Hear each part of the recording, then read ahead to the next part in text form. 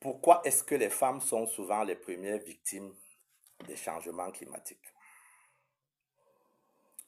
Quand on parle des changements climatiques, on pense souvent aux sécheresses, aux inondations, aux vagues de chaleur, aux tempêtes. Mais on oublie souvent une question essentielle. Qui subit le plus durement les conséquences des changements climatiques au quotidien? Ce sont bien les femmes, évidemment. Contrairement à ce que beaucoup pensent, les changements climatiques ne touchent pas tout le monde de la même manière. Et dans de nombreuses régions du monde, particulièrement en Afrique, les femmes figurent parmi les personnes les plus exposées. Le climat ne crée pas seulement des problèmes environnementaux. Lorsqu'une sécheresse frappe une région, le problème ne se limite pas à un manque de pluie. Lorsque les récoltes diminuent,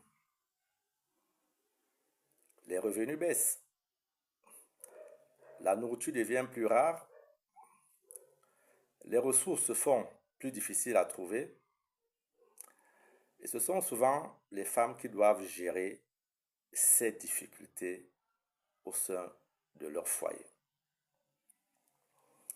Quand l'eau devient rare, la charge augmente dans de nombreuses communautés. Ce sont encore les femmes et les jeunes filles qui sont responsables souvent de l'approvisionnement en eau.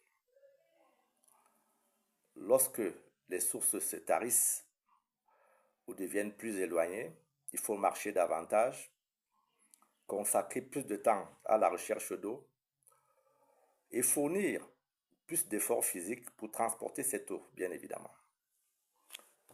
Ça fait que ce qui n'était auparavant qu'une tâche quotidienne peut alors devenir une contrainte majeure. Et pendant ce temps, les femmes et les filles ont moins de temps pour leur éducation, moins de temps pour leur activité économique et par conséquent moins de temps pour leur repos.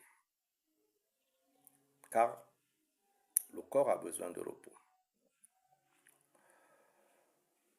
Les changements climatiques affectent aussi les moyens de subsistance dans une grande partie de l'Afrique.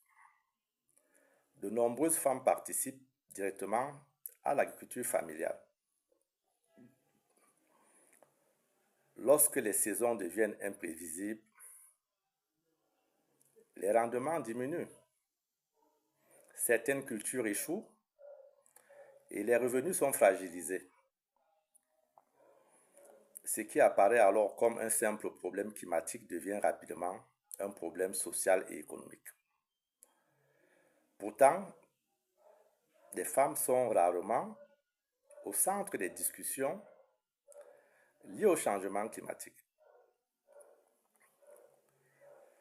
C'est l'un des paradoxes les plus étonnants, car les femmes sont parmi les premières concernées par ces effets néfastes liés au changement climatique. Mais lorsqu'il s'agit de prendre des décisions environnementales ou climatiques, leur expérience de terrain est parfois insuffisamment prise en compte. Pourtant, qui connaît mieux les difficultés liées à l'eau, à l'alimentation ou à la gestion quotidienne des ressources que celles qui y sont confrontées chaque jour? Les femmes doivent saturer de plus en plus le domaine de l'environnement.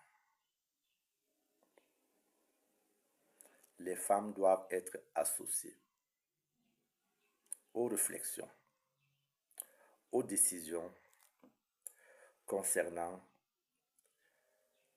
les changements climatiques. Les solutions à y apporter que ce soit sur le plan de la prévention, que ce soit sur le plan de la résolution, car c'est un défi commun à l'humanité.